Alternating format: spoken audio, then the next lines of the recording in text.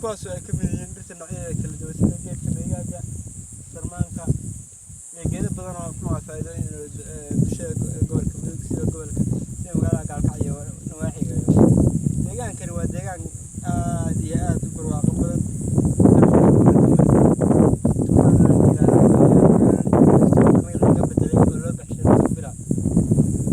intaas waxaan ugu barnaamijkeennii socdaalka gobolka mudug iyo barwaaqada gobolka mudug